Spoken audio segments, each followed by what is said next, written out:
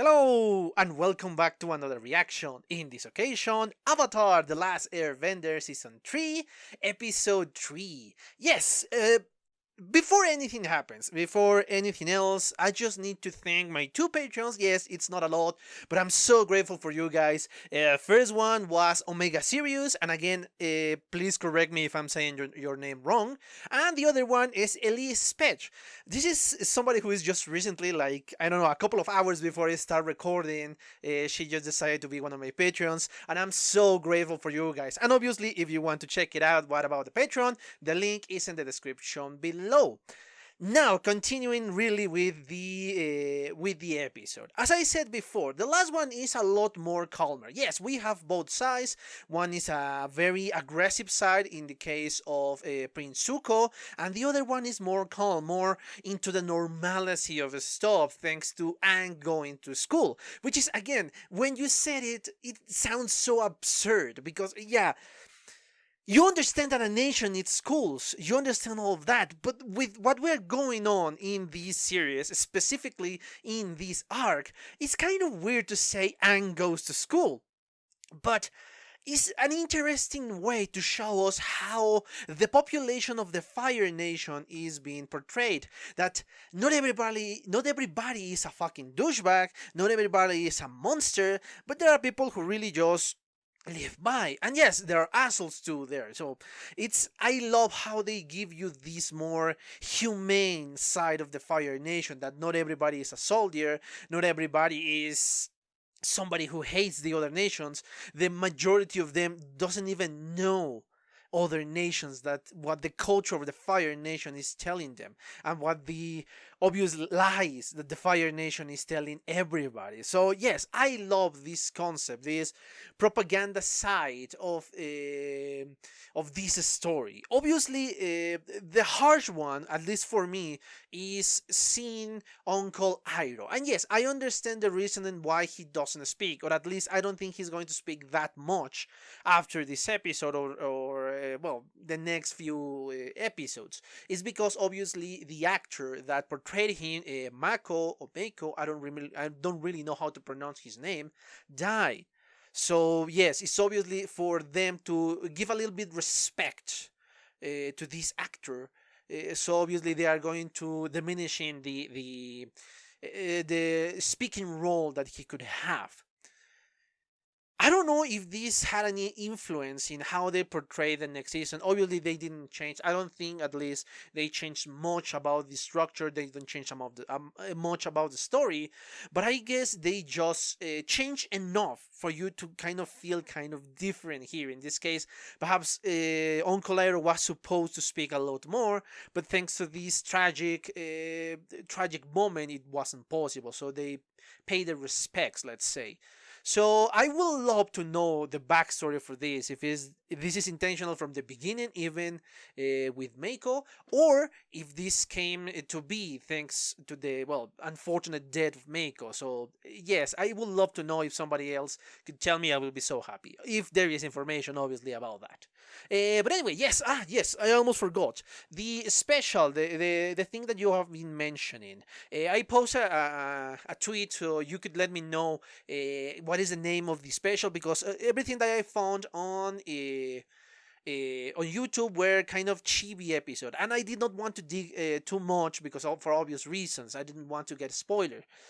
So yeah, somebody on Twitter really responded to my tweet, and I really know what you are talking about. Is the Escape from the Spirit World, according to what you told me, and this is special thanks to Kathleen Thurston. Again, I'm hopefully pronouncing your name correctly. So thank you very much for the information that you gave me. Yes, this is special. I am going to record it, perhaps not today, perhaps tomorrow, and I will try to post it.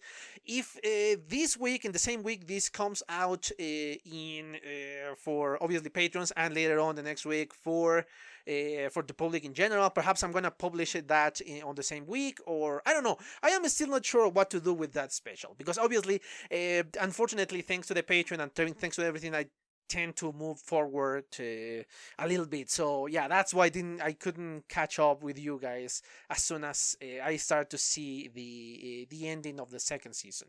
But anyway, Yes, the special is coming, and yeah, I think that's it. Just remember, if you enjoy the content of the channel, please consider a subscription and to notifications. If you enjoy the video, please give me a thumbs up and leave a comment so I know what you think about the episode and about my reaction.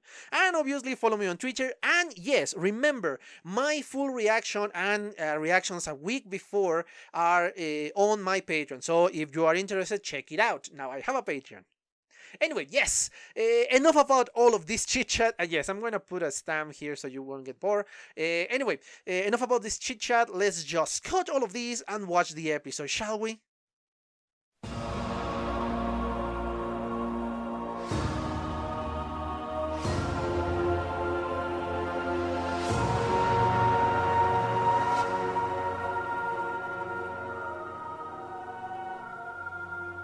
Okay, I'm back. I just watched a second time the third episode of the third season.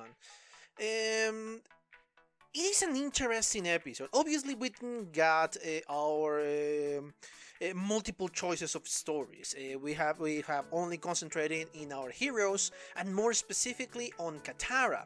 Yes, as I said before in several other occasions, this show tends to give the spotlight to a certain character with certain episodes. We have obviously Katara, we have, I think, Sokka already has the spotlight, and obviously because he's the protagonist, the only one I do not recall that has the majority of the episode dedicated to her is Toph, but she's relatively new, perhaps?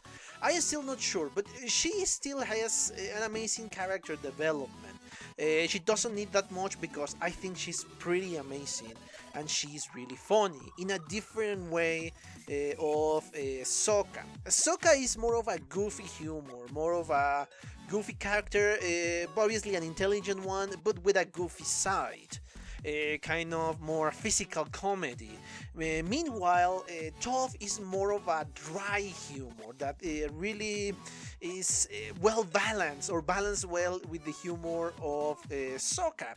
So I love the interaction between these two. They are in this occasion and in several other occasions kind of comic reliefs, but different types of comic relief. One is dry in the case of Toph, and the other one is goofy. And I love how these kind of connects with their characters. Because yes, obviously Toph can be funny, but it's kind of nonsensical. She's very strict, very rigid for obvious reasons. And Sokka is more goofy. Yes, he can be prone to exaggerate some stuff, but his goofy side really stands out. So I love this different type of comedy because yes, as I said before, the characters in this series are honestly amazing. They have different type of characters, the characteristics and all of that. And I love how even they take two comic reliefs, or what could be comic reliefs, and change it completely one and the other. They are very different and they do not repeat the humor, which is something I'm really grateful. Now, that point besides, that is kind of the other point I want to make. Now let's concentrate on the plot. Again, this is concentrated more on Katara. Obviously, we have this village that is in danger thanks to the contamination of a river. This makes sense. They are still at war and they need to produce a lot. And obviously, the factories are more preoccupied with producing the goods, producing the metal, producing all of that, than to take care of the environment. And that speaks volumes of how the leadership of this nation, of the Fire Nation, has their priorities. Again, they do not mention any comparison to the real world, but this applies to the real world too. That how the governments are more preoccupied with the economy than with the environment, and when the environment doesn't affect the top, obviously the Fire Lord is not affected by the contamination of this river, at least not in this moment. He doesn't give a fuck. So that's why he is like this. He does, okay, sure, my factory is producing goods, I don't give a shit about the rest. And that speaks volumes of how little he cares about his own people. If he is capable of using every single person in his nation to achieve his goal, he's going to be happy. He say, okay, I can produce more, I don't give a fuck, or I will conquer the rest of the world and they will produce me more Fire Nation members, or as long as I keep up top at an elite satisfied, I'm gonna be happy because they are going to follow me wherever I command. So why. That's why he doesn't care. And again, this creates a character without even mentioning a character. That is something that this show is pretty good at. And that is something I really, really enjoy when I watch these episodes. So I found it fascinating to see. I really do. I really do find it fascinating to see. Now, all that we have seen so far, obviously, is well, all the things that I've said so far is concentrating on the Fire Lord and how they mistreat their own members of the nation. So yeah, if you're in the Fire Nation, that doesn't mean you are secure and you are safe within the frontier of this place. They don't treat you well, they don't care. But now the other aspect is obviously Katara. Katara is obviously trying to help everybody. That is how she is. This is not out of character. We have seen this before. And at first she just helped by stealing the stuff and bringing to the people. Because yeah, the thing that they got is just garbage, thanks to the contamination of the river. But unfortunately, well, not unfortunately, before that, and when she discovered that they were saying thanks to an spirit, my guess is the spirit of the river, she started to disguise herself like the spirit of the river. So nobody will suspect, especially Sokka. Unfortunately, Sokka is very smart, and once she did the last portion in which she destroyed with the help of Aang, the factory, that's when everything went down. Sokka confronts her and she's angry for an understandable reason. Once again, well, before that, let's go beyond. The factory attacks and they use all these crazy stuff, all this mythology of the painted lady, I forgot her name, the painted lady, so they can create this environment and they can scare shitless the rest of the soldiers, and just one brave soldier is going to live, and it's going to be a lot easier to deal with this one unique soldier than with all the, well, all the other soldiers together. So yeah, it's going to be a lot easier. And I love how they use Aang without showing him all the elements that he can control, and obviously the water element that Katara controlled really, really well, so they can deceive everybody around them. Unfortunately, it's discovered that she's actually, well, Katara, this lady that arrived to the village, and when she was about to be attacked, Sokka said something that, yes, it doesn't matter if she's a waterbender, she helped you, and without her you will still be under the foot of these factory soldiers. So be thankful and clean this shit up. And they did. They really did. I don't know how long this cleaning really took, perhaps just one day or perhaps a couple of days. I have no clue. But they cleaned the river. And in the end, we saw the real spirit, the real painted lady that say thank you to Katara. Because yes, thanks to Katara, thanks to Katara, everything was set into motion. Everything was just transformative. So yes, it makes sense for be thankful to her.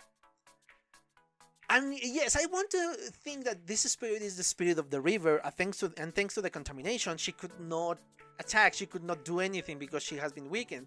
Very similar to the panda that we saw in season 1, I think. The panda spirit, the bear spirit of the forest. That obviously this is a different reaction. He attacked or it attacked, and this one could not do anything because yeah, it was way too much contamination. So yeah, it makes sense. Now that I finished the plot, now let's speak about something I really, really enjoy. We have two characters that we appreciate, that we like, that we love. We have Katara on one side, and we have Sokka on the other.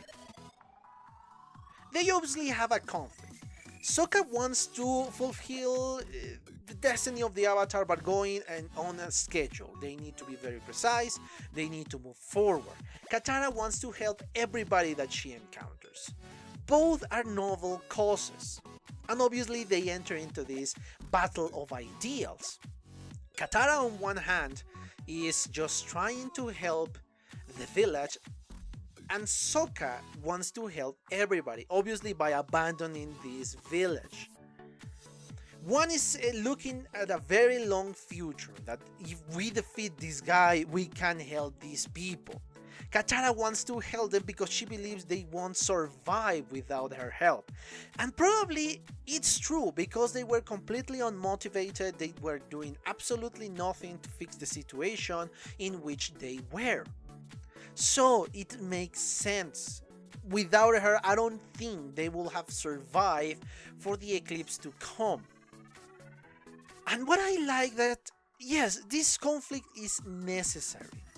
I don't think any of them were wrong. Because in the end, the goal of Sokka is bigger. He wants to help a lot more people, or what he believes is going to help a lot more people. And Katara wants to help these immediate people because they are not going to survive for that long. So both are right. And I love how in the end kind of they end up with a compromise that yes, we're going to help you, but not because of these people, because again, Sokka still has this idea that every single one of the Fire Nation is evil. I cannot blame him. It makes sense for them to think that way. But he's willing to help just to help Katara, because Katara was gonna go. It doesn't matter what Sokka said. She was going to go. So okay, I better save my sister. Yes, I'm gonna help some people, but the important part is I'm helping my sister. That's what I saw in there. Kind of a compromise of ideals. But again, they are not wrong, and I love these. I love these little conflicts that perhaps in the long scheme of things it doesn't matter, but I love how they build character. Oops, again. They build character. They tell you how these people behave, and you expect to behave like this. And that is what I love about this series, that they build character with every interaction they take. Yes, they give us jokes here and there, but they are entertaining and they help you to kind of alleviate what we are really seeing, this war that now the evil nation is winning, honestly, because they now conquer the Earth Kingdom. They have conquered and they need to move faster so they can, take this power away from these people. So I love how this series is portraying our characters.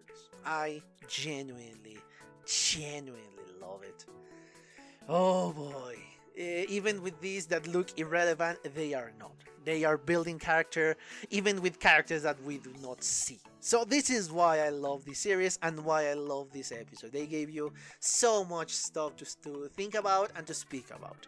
But anyway, yes, I think I exhausted the topic of this one. I hope you enjoy it. And let me remind you that if you are not subscribed, please consider a subscription and turn on notifications. If you enjoyed the video, please give me a thumbs up and leave a comment. I know I take my sweet time to read them, but I really read them, and I'm so thankful for you guys. So thankful. And yes, I have a Patreon now. If you want to check it out, the link is in the description below. I post my full reactions and a week before the reactions, the normal ones, and obviously the entire reaction I post them a week earlier.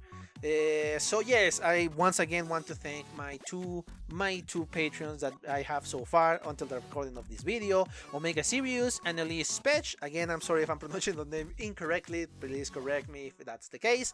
And yes, thank you so much for your attention, guys. Thank you so much. And yes, I know I said this a lot in the last few weeks, but take care of yourselves, take care. The COVID-19 is very dangerous. Please don't go outside if you don't have to, so take care of yourselves. And well, I have nothing else to say, but thank you for your attention and see you on the next one. Bye. Okay guys, I hope you enjoyed that video, and if you did, give it a like so the algorithm from YouTube will help me out. And check my other videos, share them, and also why not subscribe to my channel and join this community. And as always, I want to thank you for your attention, your likes, and even your dislikes, your comments, which is something I always look forward to read. And yeah, once more, thanks and see you on the next one.